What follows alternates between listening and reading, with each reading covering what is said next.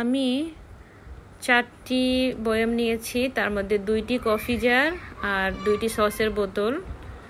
প্রথমে জেসু লাগিয়ে নিয়েছি। জেসুটা খুব দ্রুত শুকিয়ে যায়। জেসু কিন্তু আমরা ক্যানভাসের উপরে ইউজ করি, কালার খুব স্মুথলি বসানো যায় এতে।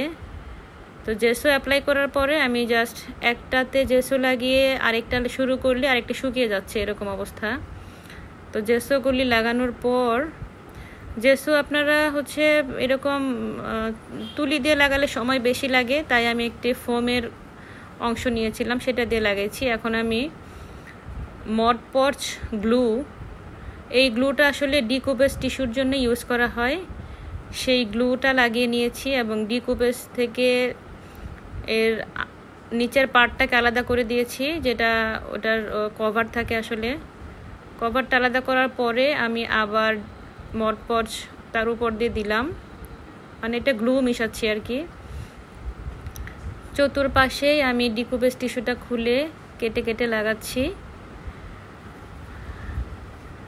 এটা লাগানো হয়ে গেলে আমরা একটি ডিকুপেজ থেকে মোটামুটি ছোট সাইজের 2টো বয়াম ফুল লাগানো যায়। আমি সাইডে খুব চিকন করে দিলাম, চিকন যে ডিজাইনটা আছে এভাবে। আরেক পাশেও লাগিয়ে নিচ্ছি। এটাও আমরা লাগানো শেষে উপরে আরেকটু মড পর্চ দিয়ে নিলে জিনিসটা খুব ভালো করে বসে যায়। শুকানোর পরে খুব সুন্দর একটা থিকনেস ভাব আসে। যদিও সব শেষে আমরা আবার বার্নিশ দিব। এখন আমি আরেকটি বয়াম নিয়েছি এবং একইভাবে মড পর্চ গ্লুটা লাগিয়ে অন্যরকম ফ্লোরাল একটা ডিকুপেজ টিস্যু নিয়েছি, সেটা কেটে কেটে বসিয়েছি।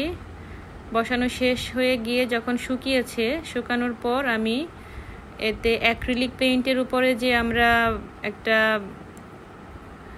বার্নিশ দিই, সেই বার্নিশটা দিচ্ছি। আমি এটা থাইল্যান্ড থেকে নিয়ে এসেছিলাম। বার্নিশটা খুবই চমৎকার, খুবই স্লিকি একটা দেয়, ফ্লেভার দেয় এবং এর সুন্দর মিষ্টি একটা ঘ্রাণ আছে। এটা লাগানো হয়ে গেলে শুকানোর পরে আপনার এত ভালো লাগবে। আমি ডিকুপেজ অনেক আগে করেছিলাম, ইদানিং আমার এই বোতলগুলি জমা ছিল, সেই জন্য আবার নতুন করে লাগালাম। এটা এর ঢাকনা, উভয় ঢাকনা শেষ।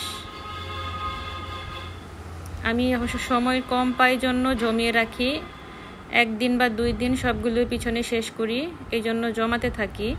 সব একসাথে নিয়ে বসলে একটু কম সময়ে অনেকগুলি কাজ হয়।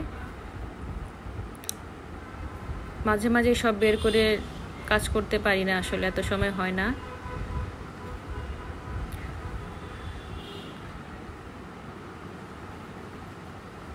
বার্নিশটা খুব ভালো মতো শুকিয়ে গিয়েছে। এখন এই যে এটা তার কমপ্লিট লুক দুটোরই। আমি আসলে এই জারগুলি খালি আমার ভালো লাগে না রাখতে। এটা আমার ছেলে একটু মোম দিয়েছিল।